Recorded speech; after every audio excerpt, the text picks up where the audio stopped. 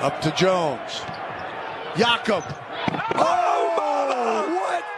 Oh, Pearl Did Jam! I just see that? Wow! No, that 114.97. The Spurs did it, baby. They clinched it. They clinched a postseason appearance. And yeah, it's not the playoffs, it's the play-in. But that's a young team who looked dead in the water at times this year. And they just clinched it, not against the Blazers, but against a formidable team on the road. Jokic in Denver. Let's talk about it. Spurs have been without DeJounte Murray. DeJounte's sick out of nowhere. He even said it was out of nowhere at the worst possible time. DeJounte gets sick. And the Spurs fortunately had 2 games versus one of the 2 worst teams in the NBA, probably the worst right now, with all injuries and tanking things taken into consideration. The Blazers were the worst team. To our surprise, DeJounte's sickness lingered. And he missed the game versus Denver and is also improbable for the next game. But the young Spurs just don't care. They're ready to play. They're next man up. They're next man up. Oh, God, you're fat. The Spurs came out, started Trey Jones, who is an absolute baller and a second-round steal, and tore Denver up. And Pop, at the end of the game, kind of discredited the team just a little bit, saying Denver had a bad night and the Spurs took advantage of it. Well, the Spurs definitely took advantage of whatever was happening, and I don't necessarily think that Denver was strictly having a bad night, and that's what happened. I think the Spurs went out and balled tonight. I think the Spurs went out with a lot on the line, a lot to play for, and they balled out. I mean, Devin, early in the game, hitting all of his shots. Richardson, Josh Richardson, hitting clutch bucket after clutch bucket, couldn't miss from 3 down the stretch. Shooting with people in his butt, like people were all over him. He's hitting these crazy threes, and he hits that wide open dagger at the end of the game after Jokic misses 2 bunnies in a row to seal it. Celebrates. The team is ecstatic. Spurs hold on to win. Oh, wait. The highlight you saw at the beginning of this video happens just to cap it all off. That's not just some random highlight in the game. That was the soul crusher, as Matt Bonner alluded to. Matt Bonner's a pretty good commentator. I liked hearing Matt Bonner. I mean, I love Sean. Sean's the man. But Matt Bonner's a good substitute. I love Matt. He was great.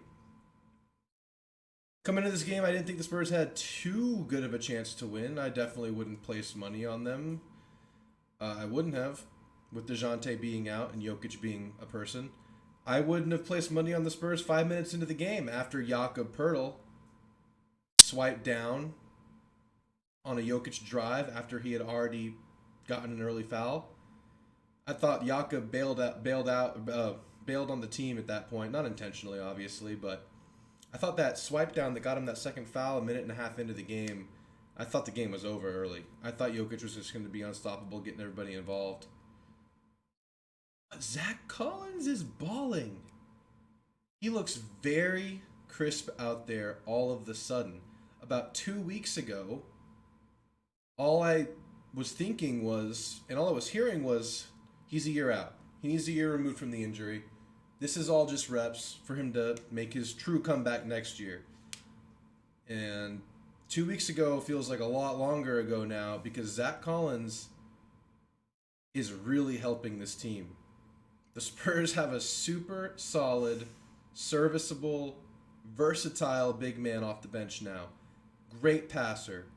Great decisions. He's finishing inside. He can space the floor. He's playing solid D. He's everything you could have wanted from him now. He's everything you could have hoped for from the Zach Collins signing after the devastating injury. 2 years off. Hasn't played since the bubble. And he came back and he was slow, and now he's this. You know, when it was Eubanks or Landale and Jakob was in foul trouble, there was little hope that the Spurs would be able to handle any kind of opposition in the paint or against an elite big on both sides of the ball. And now it's almost like I like Zach out there. I mean, Jakob's an undeniable presence on the defensive end, but Zach adds a lot more to the offense than Jakob does at this point, I think. I mean, Jakob's a good passer, but from what I'm seeing from Zach, he's a great passer from the big position, from the center position. And he can space the floor. And I don't mean to hate on Landale.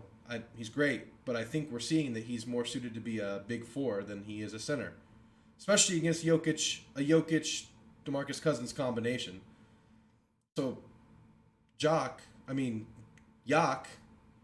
gets in foul trouble. I think the game's over, and the Spurs don't skip a beat. And it's not just Zach Collins; it's everybody helping on Jokic. I feel like the Spurs got 4 or 5 tips from behind on Jokic's mid-range or post moves, because he does cock the ball back quite a bit when he shoots, and I think the Spurs had scouted that out, because I don't know if y'all noticed, Spurs were getting handsy with him when he was turning his back to them. I mean, the Primo Kawhi-esque strip steal on his was like a little post fade he was trying to do on Jakob or Zach, and Primo helps off and just snatches the ball from him kind of over his shoulder. And I feel like the Spurs got several tips like that on him, including Trey. Trey Jones was everywhere tonight. Doesn't miss on that floater. Rolls his ankle later in the game.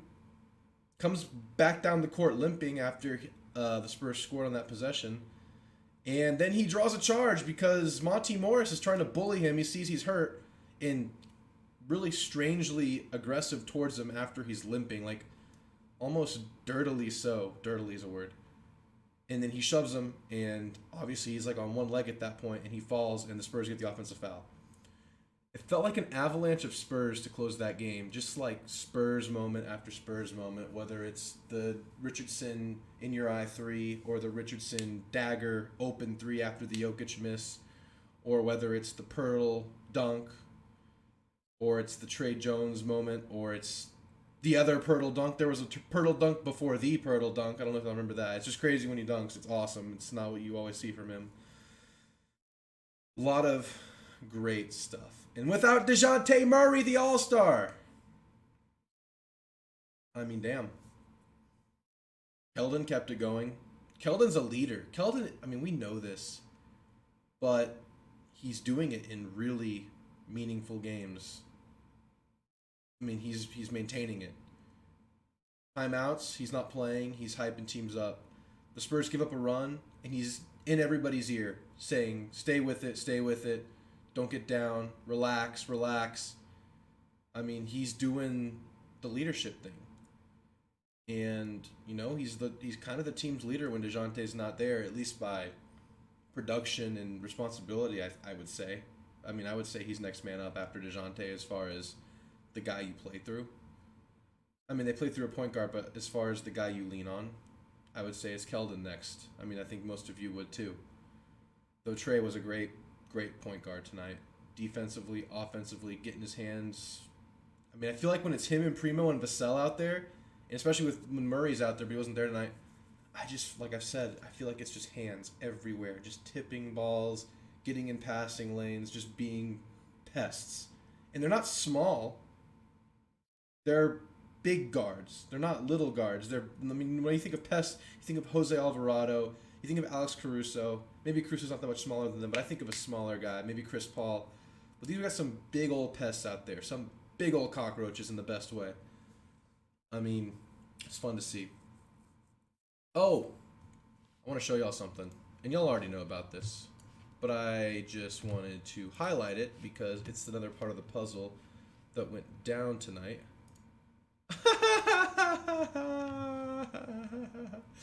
Oh my goodness, the Lakers are a joke. It's crazy how bad they are. It's crazy.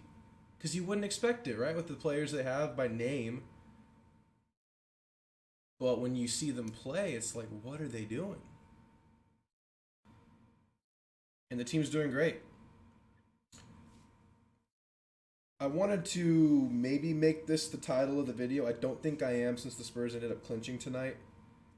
And this is a hot take. This is a really hot take. The Spurs are the 5th best team in the Western Conference right now. 5th. Not by record or body of work, but about what have you done for me lately? How have you been playing lately? Who's most consistent lately? Let's see what the Spurs are in their last 10 games. 1, 2, 3, 4, 5, 6, 7. Spurs are 8-2 in their last 10. Here, the Spurs have beaten some good teams and played some really good teams closely. And then the Grizzlies. The team that's 18-2 without their best player, All-Star, All-NBA, Most Improved Player, unfortunately, maybe not because he's missed so many games, and Ja Morant. Maybe DeJounte gets it. Almost beat them. They were a chip shot away from beating them. Keldon somehow gets that contact layup to go. I mean, we're even more excited right now. Spurs have some tests coming up against other teams that are top in the West. But here's my ranking. Top 5 teams in the West by how they're playing right now. Phoenix, Memphis, and Utah beat Memphis tonight. So what does that say about Utah? They've been in shambles lately. Not going to move them up yet. I'll give you my top 5 before that happened, and I don't think it changes things that Utah beat Memphis. Dallas is 3. Minnesota. Dark horse of the West, I think. Minnesota's really good. I respect them. Patrick Beverley has kind of changed the team, added some toughness to their young team. Cat's peaking. And then who is it? Golden State? Not really. Jordan Poole's been really good, but their main guys are not themselves yet. Clay's, say what you will about Zach Collins. I think Clay is truly a year away. Just because he was at such a high level before, and he just looks very frustrated that he's not achieving that. He's kind of forcing it a little bit, it seems like. Maybe he'll come back for the playoffs and be himself. Steph's not there. Spurs just beat him, although they were beaten up. But it's kind of how they are now. Maybe Golden State. Maybe Utah. Maybe the Spurs. The Spurs have beaten Golden State and Utah in the last few weeks. Let's see how the week plays out. But the Spurs might be playing the 5th best basketball in the West. And yeah, 5th best. Oh, big deal. How the mighty have fallen. There was a time in this year where we were really down on this team. Wondering what the direction would be. Wondering what they could do. Compare that with how we feel right now. Compare how we felt in those losing streaks earlier in the year with how we feel now. I feel confident that Keldon's a star in the making. I feel very confident about that. I feel confident that Trey Jones can be a backup point guard for years to come. I feel confident saying that Vassell has not stalled out in his development and he's ready to move forward. I feel confident in our backup center. Zach Collins is a beast. Maybe beast is the wrong word, but he's really good. He's not a bruiser beast kind of guy, but you know what I mean. Lots of things to like about the team. Spurs are going to hurt some feelings in the next couple of weeks. Spurs hurt some feelings tonight. LeBron's crying. Laker fans are crying. I know LeBron's not crying. It's an old picture, but LeBron's crying in my room. Laker fans are hurt. Some are. I know some are just, end it now, but some aren't. I think the Spurs might hurt some Pelicans fans' feelings in the future, too. That's going to be a crazy game. Jose Alvarado is going to be so annoying in that game. I respect that dude. He's a pest. But man, let's see what happens this week. I think the Spurs aren't going to let up. They want to keep this carryover going. Plus, no DeJounte Murray. Let's see. Let's hope DeJounte comes back Saturday to get some rhythm before the play-in. Let's hope he can come back. He says he's 7 to 8 pounds down. It's a little scary. Hope he's all right. Hope he feels okay. It's probably awful if he's losing weight like that. But that Thursday game on the road, that's another measuring stick game. And the Spurs, the Wolves stuck it to the Spurs when they visited San Antonio.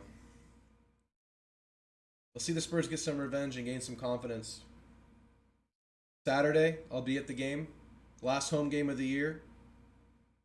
Probably no Steph. Pretty sure there's no Steph, but you never know. We'll see what the Spurs can do against the Stephless Warriors. Then Sunday at the Mavs. I don't think the Spurs have played the Mavs in a good while. It's definitely not since the Mavs have hit their stride. Another great test. Let's see how the Spurs get through it. Let's see if there's any chance for the 9th seed. Probably not. There's so few games left, so little room for movement. But let's just see the Spurs finish the year strong. Take this vibe into the postseason. Take the good vibe. Run with it. See if they can get into the playoff. See how far this team can go. See how much confidence they can gain. See how much more they can believe in themselves. Going into this very, very eventful coming off season. Let's see what happens. I know what's happened now and the Spurs are in the play-in. We can celebrate that. Let's go honk, and I'll see you guys out there by the Hemisphere Tower tonight.